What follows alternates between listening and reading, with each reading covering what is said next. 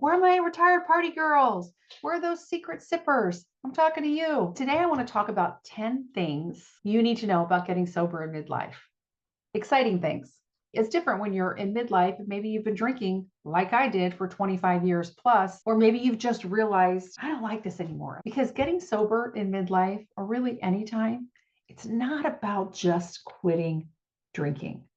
It's about reclaiming your life. Like, I've had enough. But let's be real, it's not always easy. And your comfort zone is drinking. Not drinking for a long period of time is not your comfort zone. Let's talk about it. First of all, your body's going to react differently.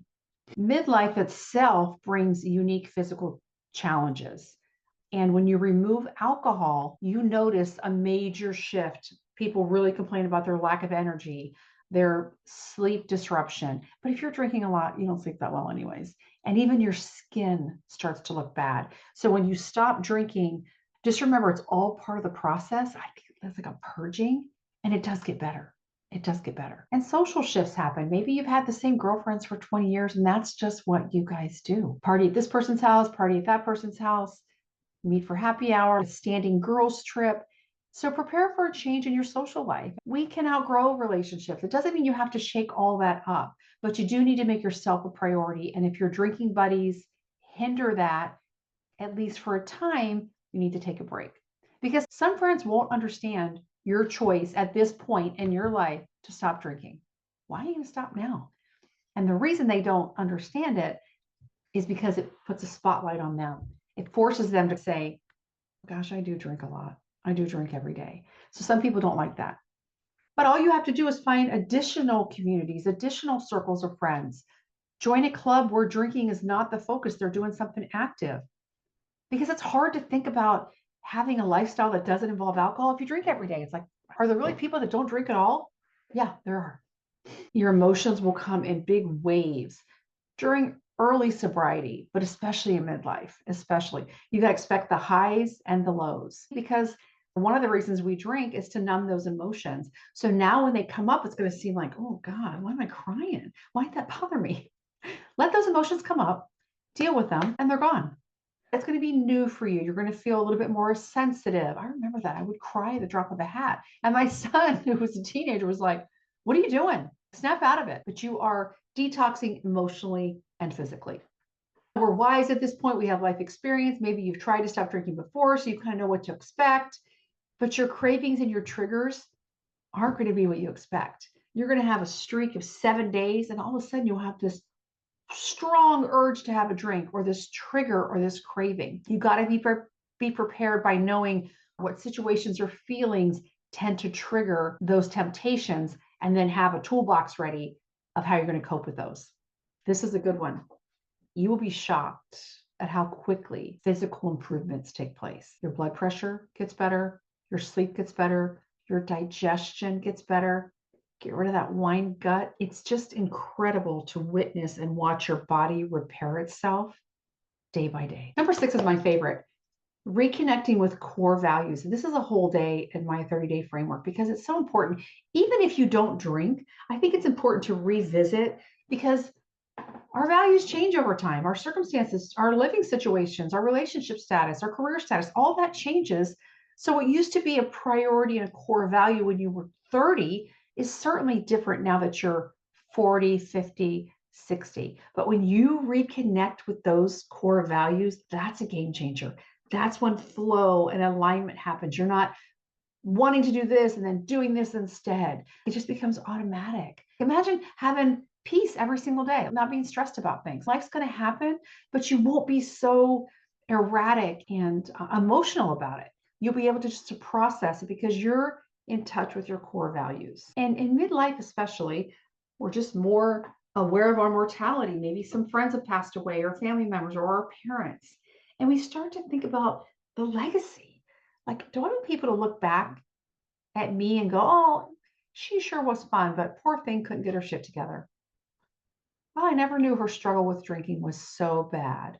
That's a shame. But sobriety, taking a break, taking an intentional break, gives you the space to reconnect with what matters to you most. And that's one of the most rewarding and fulfilling parts of the journey. You just feel like your authentic self. And you get excited every day to gain more self-awareness and make journaling a routine and make meditation part of your daily life. If drinking can be part of your daily life, so can meditation. Especially in midlife, self-care has to become non-negotiable because sobriety and self-care go hand in hand. You were choosing to drink, which was destroying you physically, mentally, emotionally, financially, spiritually. So you need to get back to self-care, those things that honor your needs and prioritize joy and relaxation and bliss and flow. That's a key part. Sobriety is a personal power move. Like, you know what? Oh my God, she stopped drinking. Wow, what else is she capable of? That is strength. That is resilience. And think about all of your life experiences. We've probably at this point been through tragedy, major losses, disappointments, maybe betrayal, maybe job loss, a big move, whatever it is. We've been through some stuff and we got through it. And we know that we have perseverance and resourcefulness. You just got through it. You can get through this too. It is a display of resiliency and determination. And who is that going to be a legacy for? Who are you going to inspire by taking back control of your own life and go, this isn't my lot in life. This isn't where it ends. Oh, first she took the drink, then the drink got her. Not this girl and not you. And I'll tell you, once you do this, which is why, again, my 30-day framework, it really is just you and me as a guide, but it's a self-paced hybrid group program, but you're doing it yourself because once you get through that and you know you did it, that feeling of confidence and power is unstoppable. It is limitless. So you got yourself to this point, and my framework, you get yourself out of it with a lot of guidance, a lot of accountability, but you dig deep and you can do it. And then you let that confidence and that power direct the rest of your life. It's amazing. And one of the best things about getting sober, especially in midlife, is those unexpected small moments of joy or peace or just feeling connected because you have time to slow down and you don't have anxiety in your brain saying, why did I drink? Or how am I going to drink? Or I'll plan to drink only on Tuesdays. None of that. It's like, I have peace in my life. You really feel grateful for the small moments of joy and peace and connection. The greatest example is the sunrise in the morning. I love to get up early, go right outside, literally whatever I slept in, I grab a cup of coffee and go out front with my dogs. And I'm like, wow, I would have missed this. I would have missed this if I was hungover or sleeping in because I didn't sleep all night because of the wine. And same thing with the sunset. You realize how abundant your life really is. And even though you may be having this struggle and getting ready to figure out your relationship with alcohol, what part of your life would other people kill to have? We lose sight of how blessed we really are. And when you have that clarity and that space and the clear head, you start to really lean in. Maybe your faith gets stronger. I know that's what happened to me because I wasn't so frantic and frazzled and stuck in these low vibration emotions. I really did this self work. And that's why my calling now is to help other people because I've been there. I have been through that journey and I know what the struggle is like. And I developed a framework of the best resources that I can customize because you don't want to start this without some kind of framework, process, and a really involved control freak perfectionist guide. Even the connections you make with people because you remember them. And you're not so worried about what you're going to say or do, or do they know how much you drank, or that person saw you drive after you had 3 glasses of wine. None of that. We're too old for that. Everybody's too old for that. But you start to really enjoy your dogs, your family, your grandkids, your neighbors, just being with yourself. A lot of us couldn't do that. We don't like to be alone with our thoughts. We have to stay busy. Now that we have a little bit of free time, hopefully less responsibilities, as we reach midlife, you see how much life gets better and how much you miss by numbing, by living life through a blurred lens and being buzzed. It's just stupid. That's my educated comment. It's just stupid. Okay, number 10.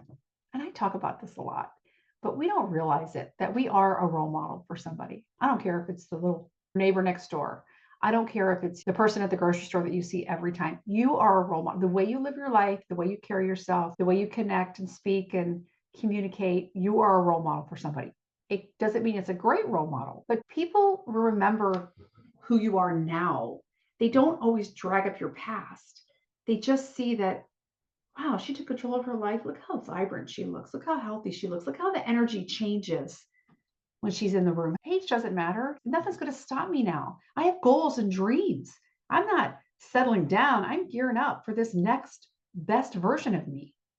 That's what they're going to see. That's the legacy. It's still possible, no matter what your age. And remember that your journey, whatever that looks like, it impacts everybody around you. When you choose to not drink, to live an alcohol-free lifestyle, that sends a message to people.